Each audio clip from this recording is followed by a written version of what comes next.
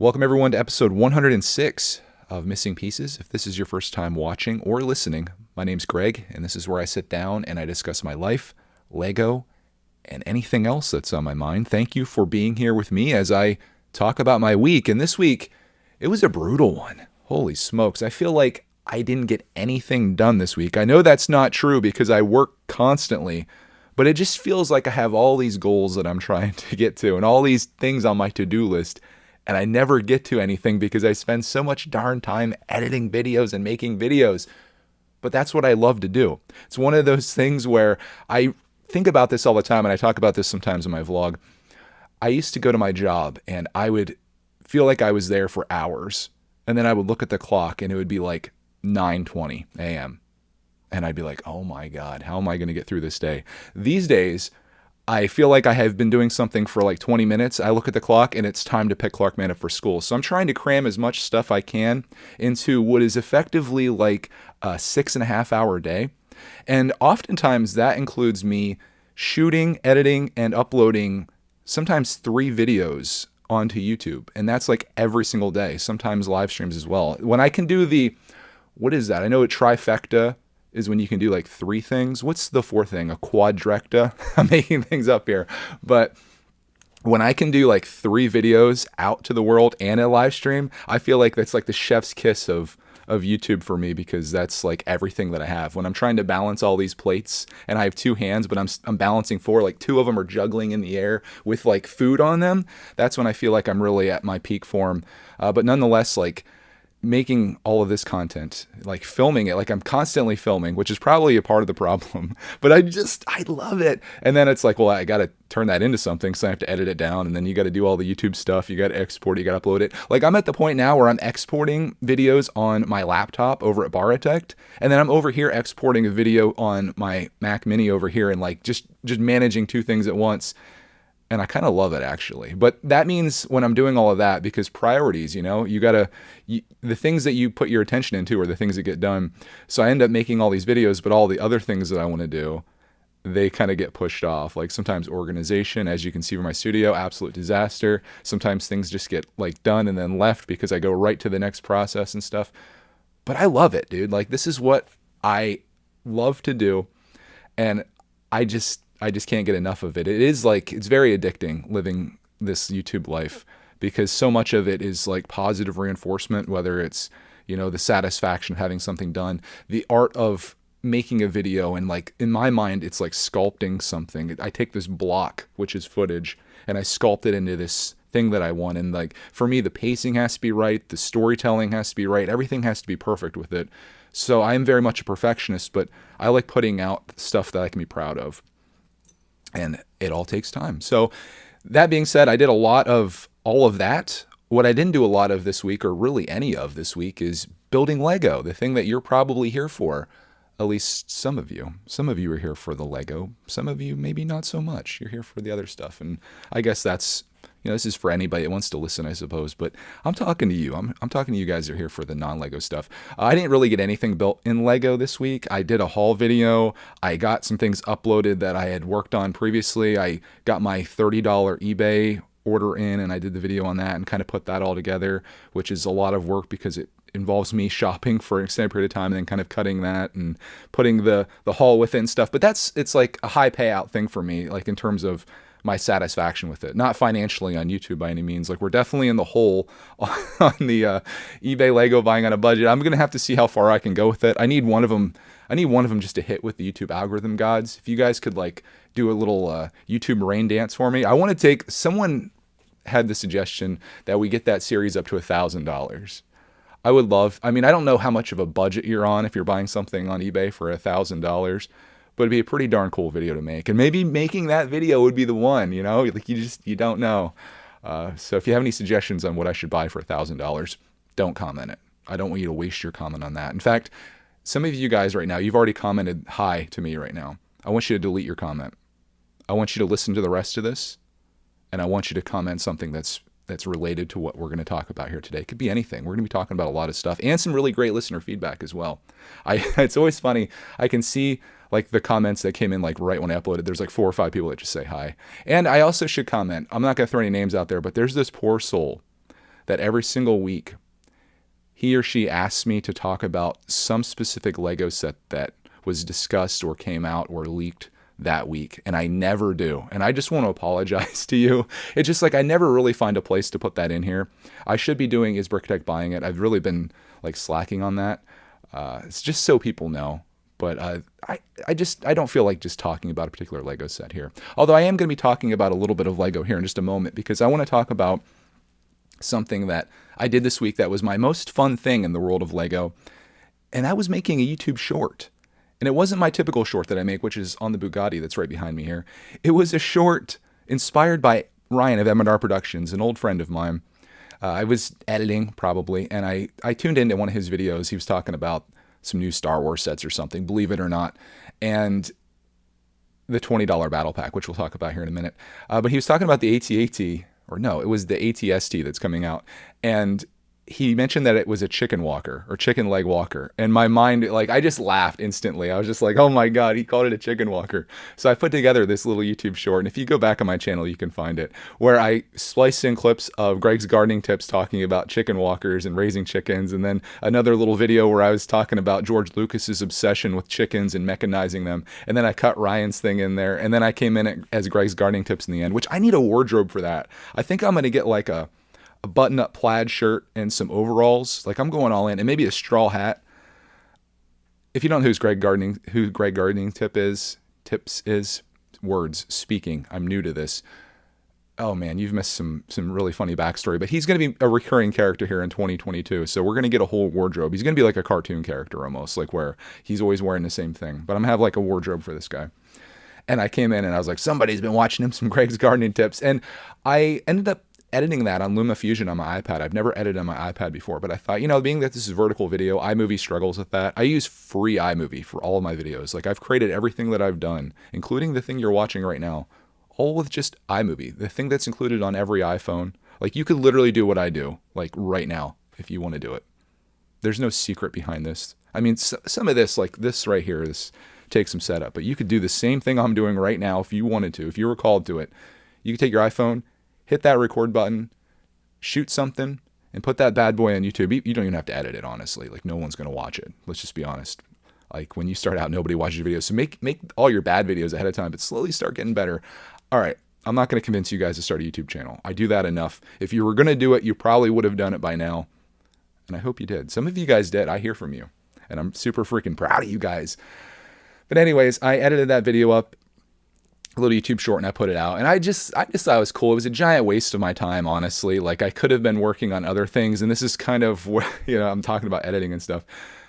I got that all spliced down, and I have it like perfectly done, at least in my mind, is janky and ghetto as it was. Like, I was just doing, like, I was holding my phone up to the screen as I recorded it, but it was kind of funny and stuff. And, I wasted the time on it, but it was rewarding for me, even though that'll never produce anything financially. And like, I don't think anything's going to come of it. Maybe someone will find my channel because of it, but I don't think it's anything that would inspire you to be like, I want to see more of what this guy does. It's kind of just like, what the heck was that? But I really had fun with that. And that was my most fun thing that I did in Lego this week, was making a little YouTube short about chicken walkers. And maybe that's where my future is in Lego. Like, I really love just doing like the funny side of things. I came up with an idea this week that I'd like to tell you guys about, but please don't steal it from me because I'm going to start doing it. I've been wanting to do brickitect for a while now. And I was trying to figure out, like, I was thinking about taking requests from the chat on things I should draw, like Lego inspired. Everything's going to be like Lego related, but I'm going to like poorly draw it on my iPad and Procreate. I don't have any experience, but I thought, you know what? It's something I want to do, so why not try it? And in my Discord, we were talking about Lego leaks, and it was just like the set number and like the title of it. And I was like, this is brickitect. I could draw really poorly. Like, it's almost going to be like a spoof series or a joke. I could draw what I envision the Lego set looking like. So they say there's an AT-ST coming out, for example. I literally draw like a Lego chicken with like chicken legs and like put guns and stuff on it. And I think that would be so much fun for me. I don't know if anyone would be interested in that.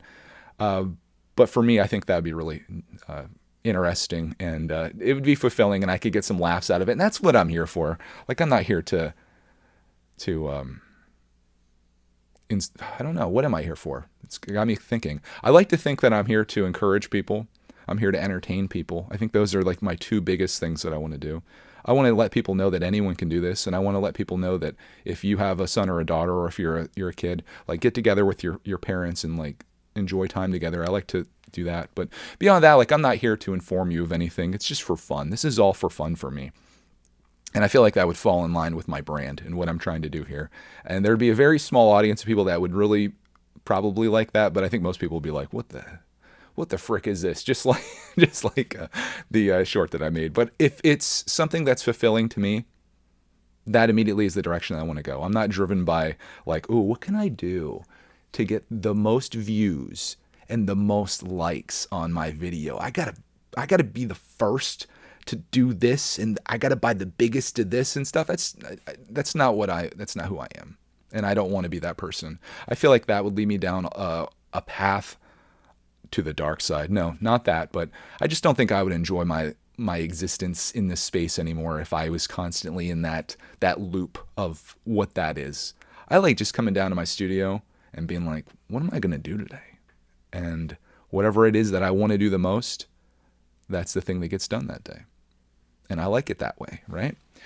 So that was my most fun that I had on YouTube. I'll give you my thoughts on $20 battle packs here, since maybe that person that comments every week, like, hey, Greg, can you discuss, maybe this will be their thing.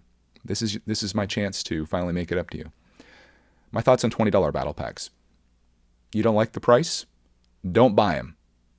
Easy as that. I always tell people, and I've said this for years, even back on the podcast with Ryan when we would discuss things like this. Vote with your wallet. You don't like the price that something is? This is how capitalism works. This is the free market.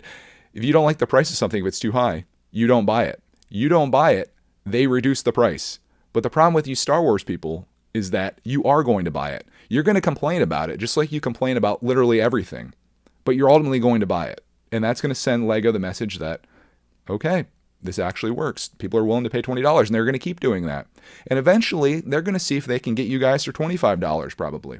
And you're probably going to go for that too, just like the CMFs, how they kept creeping up. If at some point, if we just been like, no, we're not spending $5 on a minifigure or minifinger, depending on who you are and where you're at in your life, they'd be like, oh, okay, let's make them $3.99 again then. And we're like, okay, deal.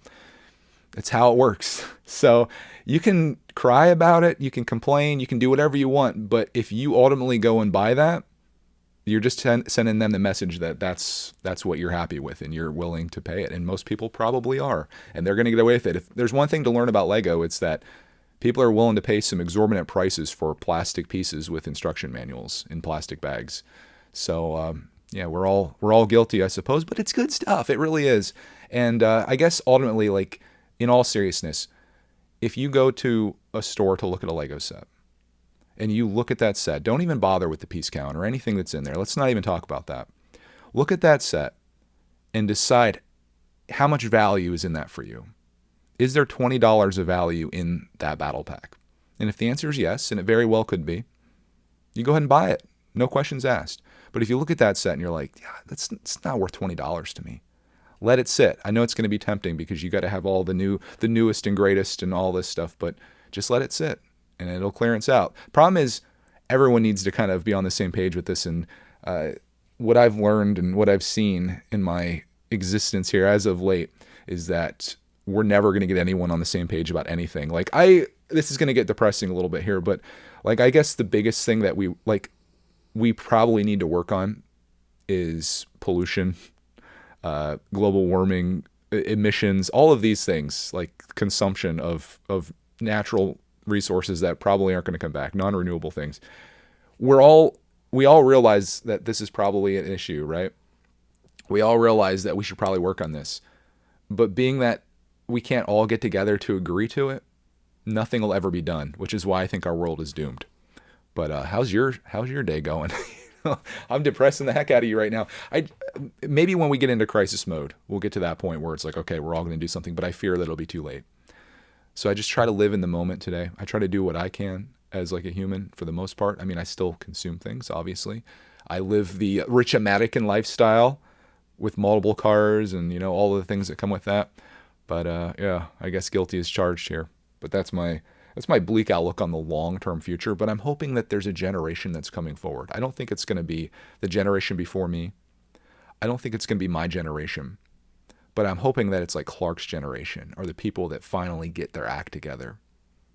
And we got to raise these kids up to be that generation. That's what I'm trying to do with Clark, man. I'm going to try to get him to be the person to fight the Terminators, to be the John Connor. I'm kidding. We're not going to get to that point. I am a little, oh, dude, are we going down this path? I wasn't playing. This wasn't on the script, Greg. The metaverse. That's scary, dude. Like, I watched Mr. Who's the Boss, excellent YouTube channel on tech and stuff. His video on Mark Zuckerberg's Meta and the metaverse is disturbing. It's scary, dude. Like, I'm straight up, I've talked about this. I'm moving out into my little space out in the woods, and I'm going to just live there off the grid. If this is where the world's going, I'm out, dude. Like, I'm not living the tech life within like a VR headset where you do all this stuff digitally and you pay for digital goods and you have almost like an avatar that represents you. Like, that's like the Second Life thing. That's not the path that I want to go on. Like, we're basically, and this is like worst case scenario, we're going to live life like the people from WALL-E, where you're sitting in your chair with like your thing on and we're all fat because we don't move anywhere. And the only reason you'd have to leave the metaverse, I guess, is to eat, but you could probably just eat while you have it on. It's, I don't know, maybe I'm just a doomsdayer. That's possible. But yeah, that's my thoughts on $20 battle packs. Holy smokes. One thing that I have been enjoying, even more than Lego, you guys are going to be triggered by this probably. Gaming. I've been really enjoying playing video games with Clark, man. And we have this arcade stick thing. It's like 2-player arcade thing where there's like 1,600 games that I downloaded and put onto this thing. It's like all of the arcade games you've ever imagined. Our most recent game we played was Turtles in Time, but Clark and I had just been going through and like playing things randomly. The one that he was playing was called, I think, like Night Shift or something like that, from Taito in 1989, and he's just loving this, and we're having so much fun with it. And I love the whole pick up and play aspect of arcade games, where it's like these games are intended for you to just come in and play for a bit and then to hopefully feed a bunch of quarters into their machines, which this is nice because you just hit a button and it like gives you a credit. Otherwise, we'd be thousands of dollars into this probably if this is an actual arcade. But I want to give Clark that experience of what it would have been like to go into an arcade back when I was a kid, when you could walk in and see lines of like, you could see Turtles in Time, or you could see the X-Men game, and you could see the Simpsons game, and all of these stand-up units. And we've been enjoying that. We also been playing Super Mario Brothers U Deluxe for the Nintendo Switch, and that's been so much fun. Like, I've had some actual like belly laughs between us when we're playing that game, and it's just a ton of frustration though, because like playing with two players, like you're always getting in each other's way, and then like Clark is bubbling, and then if I die, like we're done. If you don't know what any of that means, don't worry about it. But just know it's like a 2D side-scrolling Mario game where the two of you are playing together in the same level and trying to get to the end. And like we'll die over and over and over and over again. But then that feeling that you get when you actually beat a level or a boss, it's just so darn satisfying, and it just keeps me going. And I love it so much. And the fact that we're doing that together, like I think you'll see a trend here if you've been listening to this podcast, even if it's just your second week here. My favorite things in life are the things that I get to do with my man. Whether that is Lego, gaming, being outside, running RC trucks, spending that time together is the most important thing. And gaming in particular is something that I was thinking about here this weekend that I think, this is going to sound kind of crazy, even crazier than my doomsday predictions here. I think that there's maybe more potential for us in terms of in business with our gaming channel than the Lego channel. Our gaming channel right now has less than 9,000 subscribers. A video that I put out maybe gets between 500 views to 1,000 views, depending on what it is. Minecraft is wildly popular there, just like it is everywhere else. But I think if you had asked me 5 years from now, I think that we're going to see more potential on our gaming channel than we will on our Lego channel, even with the huge advantage that the Lego channel has in terms of subscribers and where it's at right now. Because as Clark gets older, I feel like maybe we're going to be moving into that world a little bit more together. You know, I think he's definitely more interested in playing Minecraft than building a Lego set. Like, I interviewed Clark last night, not professionally. I didn't record it. we were just eating dinner and I started asking him some questions. I said, what would you do if you were home alone, essentially? Like, what's your plan? What would you do? And he said, first of all, he would become nocturnal. He would start staying up all night. I was like, okay, you're going to stay up all night. What are you going to do while you're up? And he's like, I would play Minecraft. And I was like, all right, well, how long would you play Minecraft for? And he said, until my arms get tired. So basically until he's in physical pain, he would play Minecraft. And I said, okay, so you're done playing Minecraft. What do you do then? And he's like, I'm going to get on Netflix and I'm going to watch stuff and change my profile picture. Okay.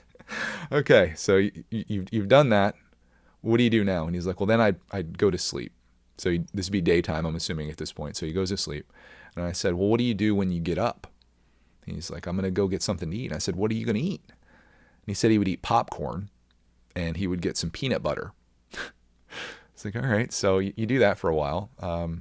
What do you do? What do you do if you need more food or supplies or anything like that? And I said, would you know how to get to the grocery store? And he said, yeah, I would get on my four-wheeler. He has this little Power Wheels four-wheeler. He's like, I would put my charger in my backpack and I would ride my four-wheeler to the grocery store. And if I needed to charge on the way there, I would just stop at someone's house and charge using their outdoor power outlet and maybe have a coffee. Just like, wow, man has things figured out and like a whole agenda. So that's what Clark would do if he's home alone. It wouldn't be a very interesting movie like Macaulay Culkin being left home alone. It would literally be Clark playing Minecraft and watching TV until he falls asleep and then getting up, raiding his snacks, and then doing it again, probably for many days in a row.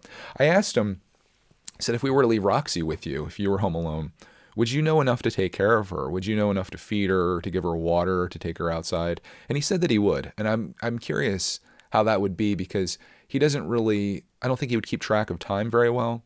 And Roxy, well, she always looks like she's desperate for food. Like she'll lay by her bowl, she'll be begging you, like, you know, she'll be on you like crazy. Like once like lunchtime hits, she's like pretty much ready for her dinner. Like she gets fed twice a day. So Clark would probably end up feeding her, 6-7 times a day probably, eventually running out of food. And I guess he would ride his four-wheeler to go get more food and then put it on the back. But it was just kind of interesting talking to a 6-year-old, soon to be 7-year-old, like about what they would do if they were just kind of left on their own. And I'm curious if you have kids, this would be a great thing to talk about next week. Ask your kids that question if you have younger kids and like, let me know what they would do. Like, what would they do? Would they live a normal life? Would they go nocturnal? Would they do nothing but play Minecraft? I don't know. It's interesting. But that, I say all that to say, Clark's favorite thing is gaming. And I feel like as he gets older, when he's 10 years old, 12 years old, 15 years old, I think gaming is going to take over more and more of our time and our life because I feel like he's going to be more inclined to want to do that together than potentially build a Lego set, which is fine with me. Like people have always asked me, what do you do like if Clark doesn't want to do this with you anymore? I'm like, that's fine. Like I'm happy to just build a thing on my own and to share that experience or to work on a mock and share something that I was proud of making. And that's ultimately where I'd love to take this channel is more into the creative space. Because as you could tell from this episode, I get a lot of fulfillment from making things, whether it be sculpting a video or if it would be making a short or if it would be building a mock of my own and something that I could share that I can be proud of. Like I love the art of making. And I'd like to move more into that world. Brickitect is an example of that. Whether people want to see it or not, it's what I feel called to do and what I love. More so than being the 58th person to tell you about a Lego set that's either coming out or sitting on my desk that I just built.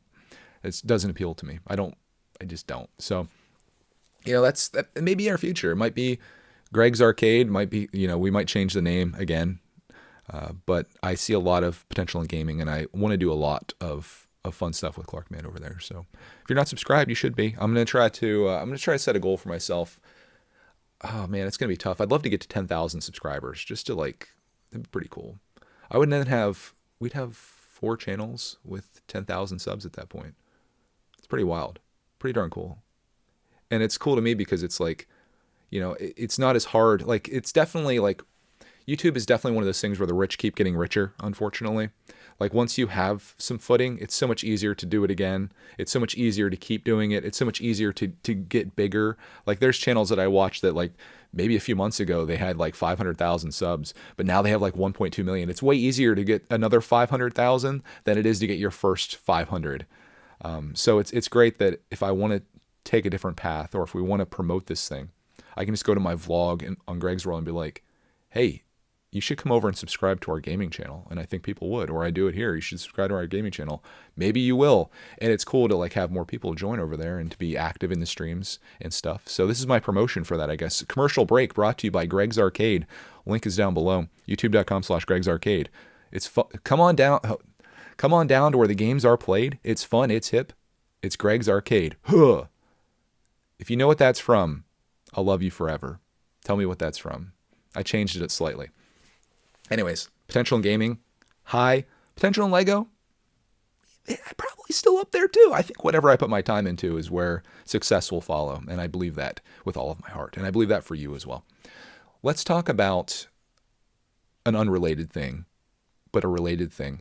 I know YouTube lately has been removing the dislike button, and it's been like a controversial topic. If you guys don't know what that entails, there's still a like button with a number, so you can see how many people like a video, in relation to the number of people that view it. The dislike button used to be similar to that, where you could see how many people disliked it. So it'd be nice if you go into, like, I watch a lot of camera comparisons and phone reviews and things like that because I'm into tech and audio and stuff. So I'll go in and you'll see, if you immediately look at the likes and dislikes, and if you see a ton of dislikes, you probably know the content within that video is bogus or something about it. Something's not right about this video.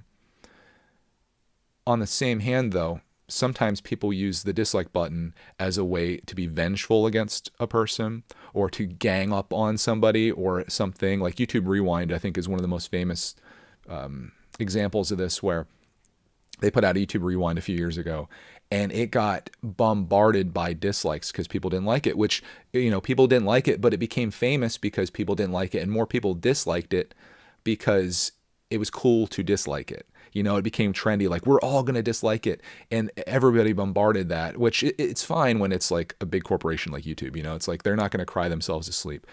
But I do think, on the other hand of this, like, I talk about sculpting a video, right? And I put something out there that I'm proud of, that I'm sharing, whether it be my life or whatever it is, something that I made, something that, like, is me.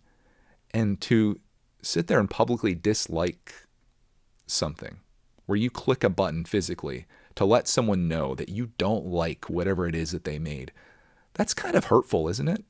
That's kind of a jerk move, in my opinion. Like, Instagram doesn't have a dislike button. You take a picture of you and your family at the park.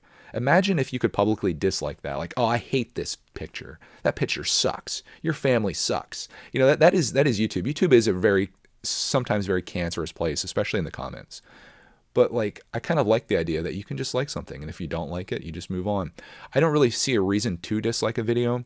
It doesn't really do much in terms of your viewing experience or for the algorithm. In fact, if you dislike a video, it shows as engagement to YouTube. So whether you dislike or like a video, it just shows that people are doing something on it, and YouTube doesn't prioritize that either way. Taking away the dislike is nice because you aren't hurting someone's feelings. Like, imagine let's say you're 13, you can finally make a YouTube account. You're no longer on YouTube Kids, because we all know that prior to that, you were doing nothing but watching Peppa Pig on YouTube Kids up until you were 12. You come over and you make your little introduction video, and you're like, hey, my name's so-and-so, and, I'm really into this thing, and I'm hoping to be able to share that with you on this channel. And, you're young and you're constantly looking, and, you might get a comment that says, like, hey, found your channel, I love it. You see the like come in, but then you see a dislike, and you're like, well, why, what did you dislike? Like, what does it accomplish? Like, it's so faceless, and, like, oftentimes, like, I'll see, sometimes I'll get a dislike on my videos, like, the first second they're uploaded. So there's some, like, incredibly pathetic person out there that literally has notifications turned on. And I don't know if this is still happening. I don't really pay attention anymore. But you have notifications turned on, you get notified on your phone, you drop everything you're doing to click on the video and leave a dislike. Like, imagine living that life. And, like, what purpose is that? Like, I do wish, like, if anything YouTube would do, I wish there was almost like a cooldown timer you could put on to a video where people couldn't comment in the first X number of minutes that they watch it, or leave a dislike until they've watched a certain amount of it, whether it even be 30 seconds or something like that. Because, like, it's just leaving your high comment or first or second or whatever it is, notice me. It's so worthless, as is leaving a dislike without watching it. Like, the dislike button is useful, like I mentioned earlier, like to determine if content it really is like shady or bad or whatever. But it's not helpful in some ways to creators if you're just doing it to be vengeful. But who's to say how you're doing it or why you're doing it? It's so tough. I guess ultimately you leave it. If you're gonna have likes, you might as well have dislikes. Like, the creator can still see the number of dislikes, but like, does not seeing that, like, your work, say you're one of those dislikers that just you have a vendetta against somebody, you just hate this person so much that you're going to dislike every video that they make. When you can no longer see your handiwork, do you have any reason to do that anymore?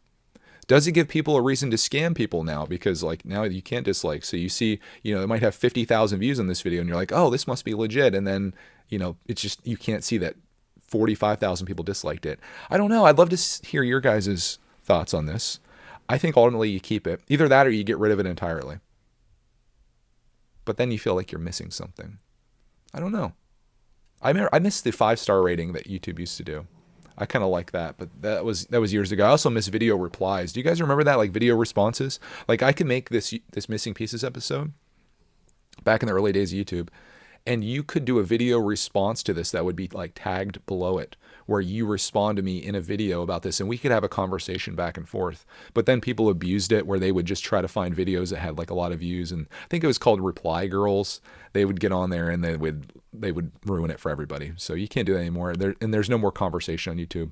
It's no longer broadcast yourself. It's let's promote corporate interests.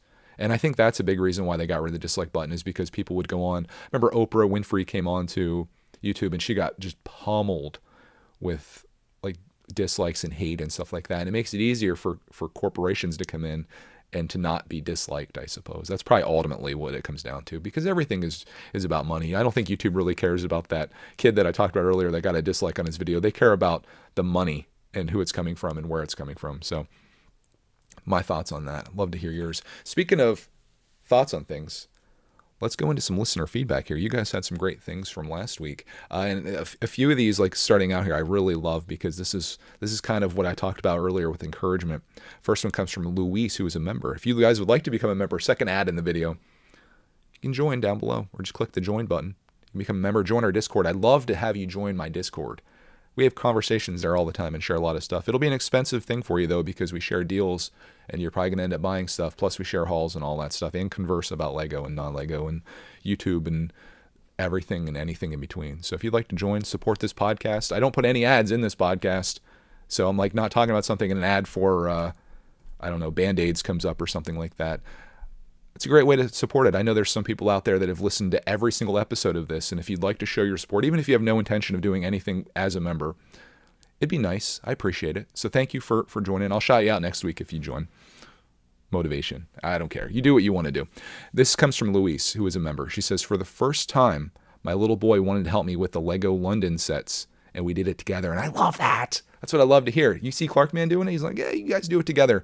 Journal of Scott's, similar situation here about experiences in Lego. Says, I appreciate the commentary around the Home Alone set experience. The experience makes that set invaluable for you and incredible memories you'll have with Clark. That's what the Star Wars Cantina set is for me. Don't buy the $20 battle pack. My kids won't build with me, but I'm turning it into a mock with a whole underground story. I've been doing videos in progress and having rewarding discussions in the community. It's great to now have this all documented to enjoy and share the experience whenever in the future. That's what I love. It's called your video time capsule, man. And it's cool to look back on things, especially like years from now. You're going to be like, oh, crap. That's where that thing started out at. It's in my entire room now. Like, the cantina has taken over my house. It started with that one video. This next comment, I love it. This is from O to the G Things.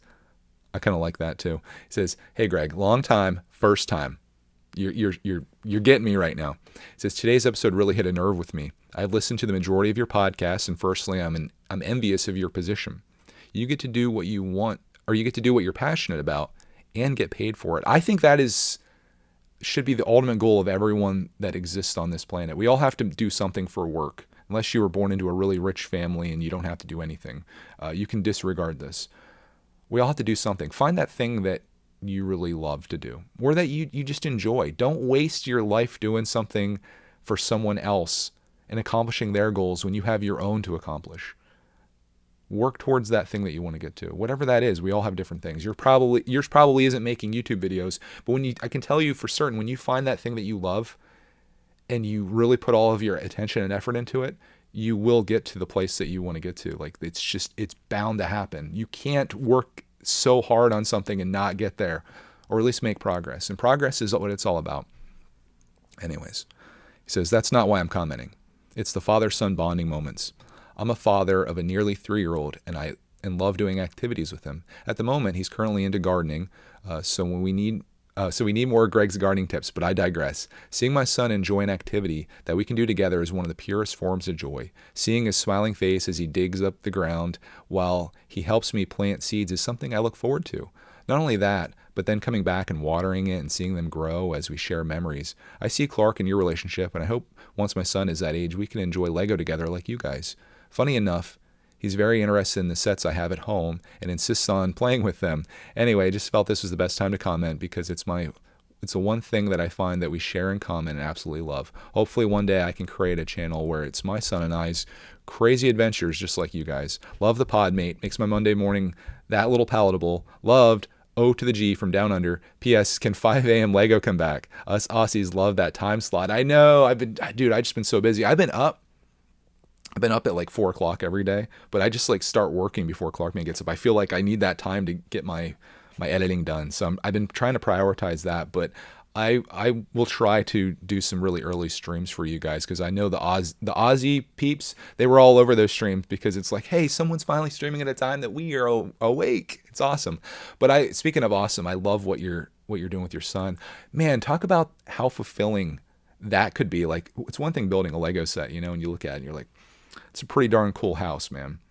But to plant a garden together and to water it every day and to watch that grow, and then someday maybe to eat the things that you're growing from that you did together, what can you do that's more rewarding than that? And to teach that to a kid where it's like you're working towards this thing, it teaches patience, it teaches dedication, it teaches everything like that you need to know in life can be found in the garden. Greg's Gardening Tips approves of this message. I love it, man. I love it, and I appreciate you coming by and finally commenting after all this time. All it took was talking about sharing time with your kid, and it's one thing that I wish more parents would do. It's so easy to throw your kid an iPad or whatever, or put them on the TV and be like, hey, stay busy because I got stuff to do. And I know as someone that maybe works a full-time job away from home where you don't have the luxury to go upstairs and like vacuum the house really quick while your video's exporting, there's a lot to be done, and it's hard to manage kids, especially if you have more than one. But it's like you got to find time for them because that is the kind of stuff that's long-lasting. And to grow your garden with your kid is just so darn cool. So I have no doubts that if you're on this path right now, whatever your interests are, I'm sure your son's interest will be in that as well. But if not, you got to go in with him. That's what I did. Clark Man's into Thomas, we're in. Monster Trucks, we're in. I'm into whatever he wants to do. We're just going to do it together. Minecraft, you might have to learn to play Minecraft, man. O to the G is going to be a Minecraft detector here soon.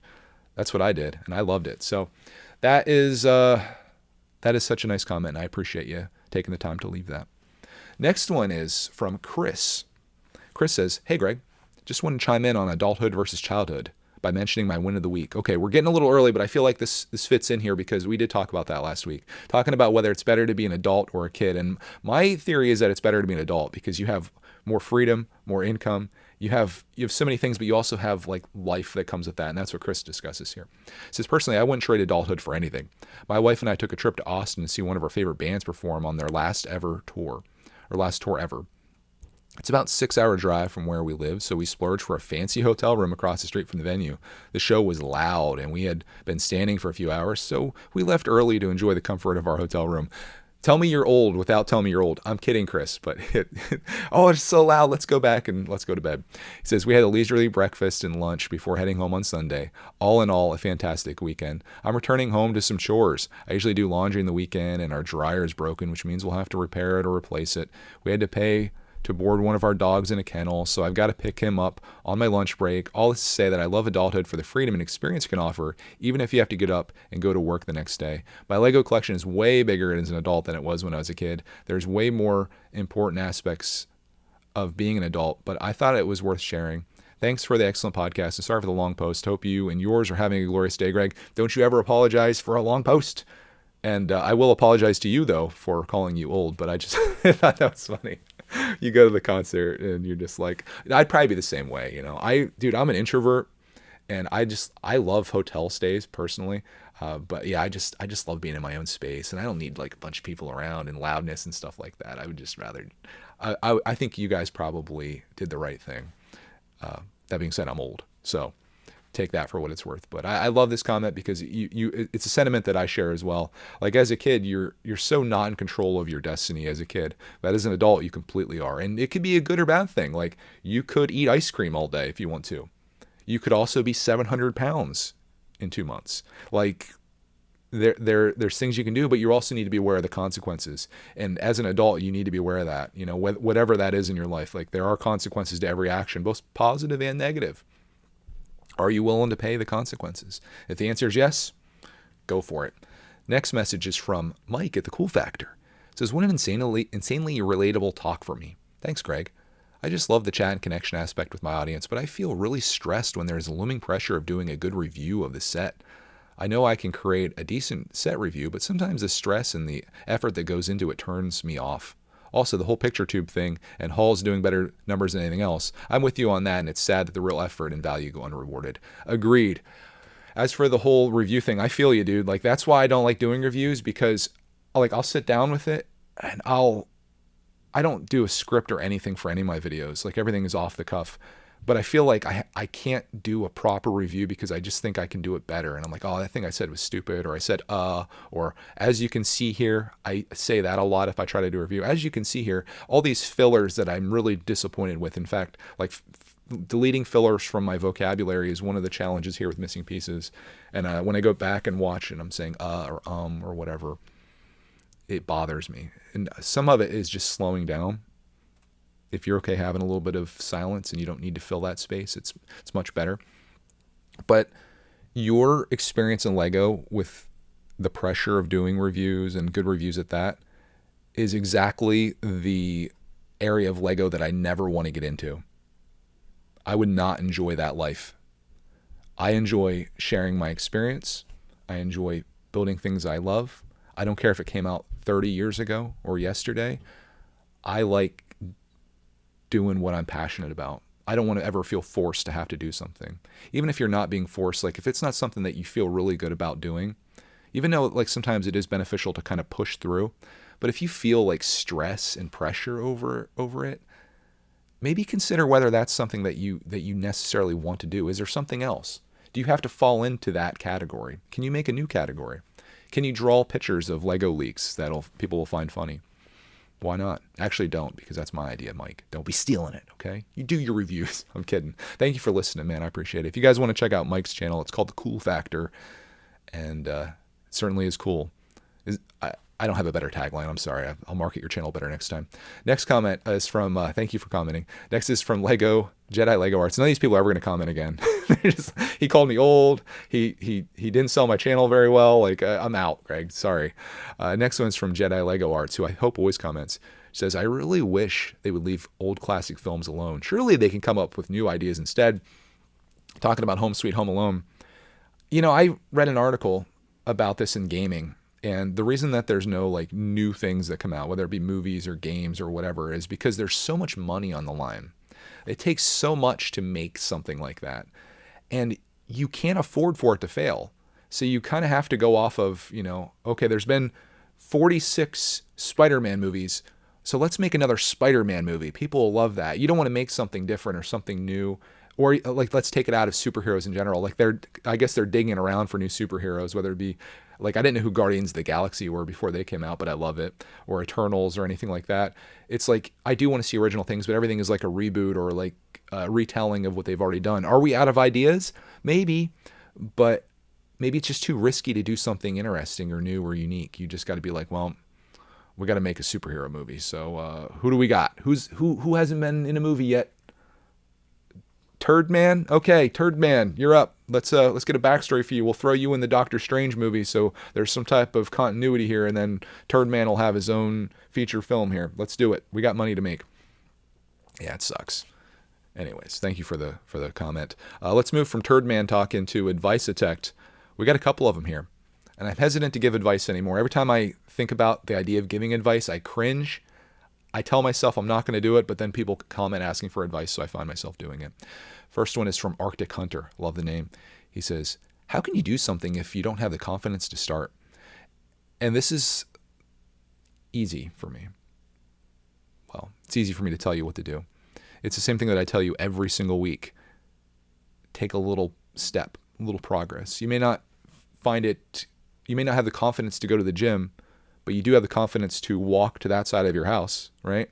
You may not have the confidence to make a YouTube video, but you have the confidence to turn your camera on and pledge yourself to delete the video when you're done. You probably won't. You'll keep it. Like just little steps, little steps. They start to add up over time. Time and pressure builds. And when that builds up, you'll find that you're capable of incredible things. Like think about people that run marathons. You think they just decided one day that, I'm going to go run a marathon today. Maybe someone did, but most people I think train for those type of things. So you got to practice with stuff and you got to get comfortable with it. Once you get comfortable, the confidence is there. Speaking of confidence though, next comment here comes from Justine Patricks. It says, great episode, Greg. Feels a bit unrelated, so I apologize. Never apologize to me in the comments. Unless you say something mean, then you can apologize. He says, I have some brickitect. My question for you is, how did you know Cody was the one for you? I'm only in college, but throughout my dating life, I've never had a moment where I thought, this girl is the one. It's been tough because in my stage of life, there's nothing I want more than to find the girl for me. How did you and Cody's dating relationship make you realize she was the one for you? Again, thanks for a great episode and being such a positive light. With us, I was thinking about this after I read your comment. For us, it's just like we started hanging out one night and we just never stopped.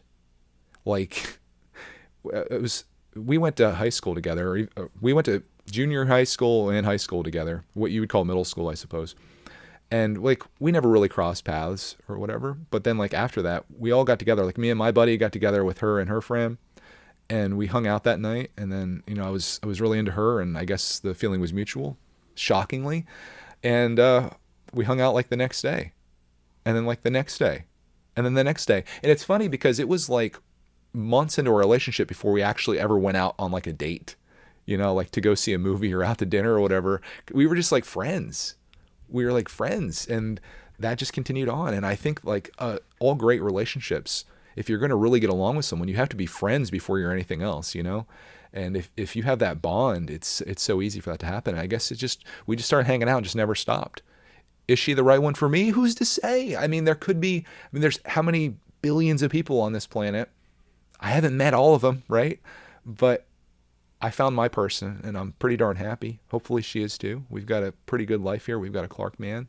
Like, we got a lab. You got a chocolate lab. You got a home that you live in that's paid for. We're living a good life. So, I can't really give you advice on finding the right one, but I guess it helps to put yourself out there. Just like anything else, like you're trying to meet the right person, I guess you start going through some people, right? Like, I don't know what to do.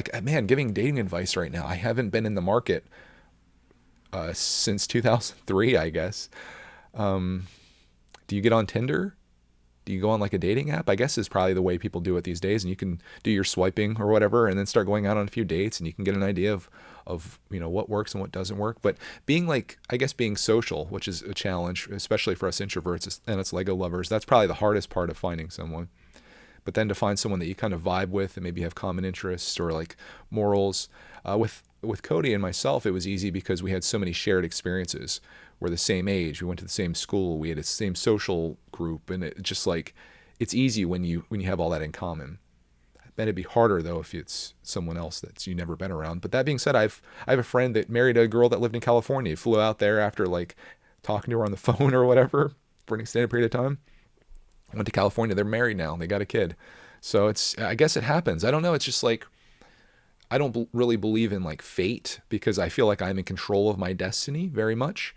But things just happen sometimes. And I found in my life that things always work out. So don't put too much pressure on yourself. Just put yourself out there and see what comes of it.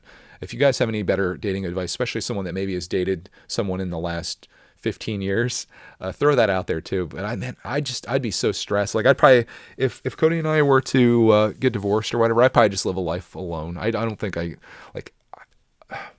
who could I find, in my life that would, I mean, maybe it would be appealing. Like I'm like living this life of a Lego YouTuber. Who would want to do that? But maybe some people would, because it'd be a life of adventure or whatever it is. Is it? Maybe. I don't know. I don't know. That's a really tough one. I'm sorry I was zero help to you there. We have a feel-good comment of the week. This filled my soul with joy, and I've been trying to share these when I can. But this one's from Owen, who says he's been a longtime viewer of Missing Pieces, and he first discovered me through the podcast I used to do with Just Too Good and M&R back in the day. It was delighted to hear you started a pod of your own. Over time, it's grown into a unique beast that I eagerly anticipate every week. That's why I do this.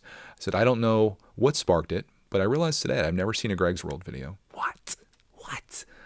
I started at the beginning and scrolled through the ones that jumped out to me. Your journey on this platform and in your life is remarkable and inspiring to me. In the span of a few hours, I watched you move into a new house, get a puppy, have Clark, lose your dad, and all the beautiful, lovely, painful moments in between. I laughed with you. I wept with you. I so much appreciate what you do on here, Greg. Please take this to heart because I mean it. You're a beautiful soul. From your pal, Owen. Owen, thank you for the feel-good comment of the week. I'm not going to get emotional. I'm hard as stone here. It's an incredible thing having this video time capsule, sharing your life. Most people would find it very strange to document all these personal things and to share them with the world, and it is a strange thing. But I've known in my heart that when I first saw people doing this back in 2009, 2010, it really did feel like I was a part of their journey. And I loved almost feeling like I knew everything about them and their life and their family. And I loved to see what they were doing and where they were going. And I especially loved it when YouTube was what it was before, where no one had any money in it. And it was just like normal people living normal, authentic lives, or as authentic as it seems. And that's what I strive for. I try to just to share, like, this is me. This is my life. My life might be boring. My life might be fascinating. It might be somewhere in between, but it's like, it's us and it's who we are.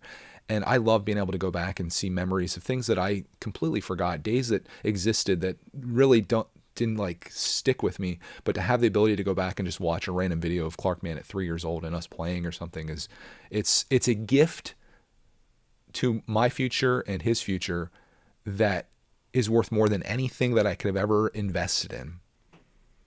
So I'm really happy to have that. And it's so cool that other people can kind of go along that with us and maybe, get encouragement from it. I mean, that's what it all comes down to, right? Encouraging other people. That's Missing Pieces should literally just be titled that. Greg encourages people, because I feel like that's what I'm called to do in some way or another. And that's what I really enjoy. So if the medium is making YouTube, if that's the vehicle and the destination is encouragement, I'm happy to drive it down that path. Let's wrap. Thank you for the comment, Owen. Let's wrap this up with the win of the week as we creep towards the 1 hour mark here on a longer episode. This is from Plizzy, a repeat offender, with the win of the week. We got to send him off with some encouragement here himself. He says, today is the last day of living in my old house. Tomorrow, me and my family, or my family and I, Mrs. Brickitect's watching, will be moving to our new house that we started building at the beginning of the year. I'm so excited, yet so nervous. So much work collecting all of your belongings and transporting them to a new location. RIP all my Lego sets. I have a lot of building to do. Second one of the week is that I finally got my audition for the All-State Orchestra, and I need to wait a month or so to see if I qualified. Great episode again. I'll reporting back to you next year on the calendar. That's awesome. I asked you guys last week to do something that you really want to do in the next year and come back a year from now and tell me what it is that you did. And I hope somebody put it on their calendar.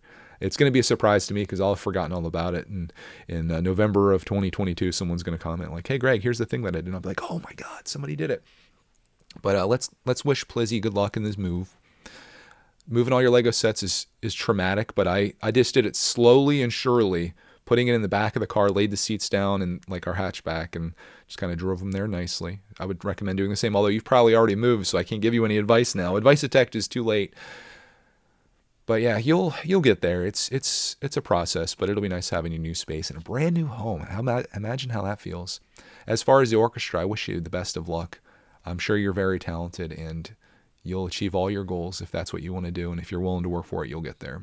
And that same thing applies to everyone else that's watching this. So I want to thank you guys so much for tuning in to this week's episode of Missing Pieces. If you guys are curious what's going to be going on this next week, a little preview, if you will, today, maybe before or even after you listen to this, Mrs. Brickitect and myself are going to be building the Seinfeld set live, which should be a lot of fun. I'm excited and really looking forward to doing that. Also, this is Thanksgiving week, so Clark is off with me, so there's going to be a lot of fun there. Probably some gaming. Lots of gaming, actually, when my nephews come over. They're coming over on Thanksgiving and probably staying for a day or two. So it's going to be like, the studio is going to be in full force down here. It's going to be amazing. I'm going to try to shoot some vlogs of that whole experience. And yeah, I'm just really looking forward to this week. So I'll report back to you next week on Missing Pieces. If you have a win of this week, let me know. If there's anything that you would like to discuss, Lego or non-Lego, preferably non-Lego, throw it out there in the comments. If there's anything that sparked an interest in you this week, or something that's completely unrelated to anything that I spoke about, it's like, I wonder what Greg thinks about that. I'd love to hear it, because it's my life is as boring as it sounds, and it's always nice to hear from other people. So thank you so much for tuning in to this episode of Missing Pieces. Dang it, we'll find you in the next episode.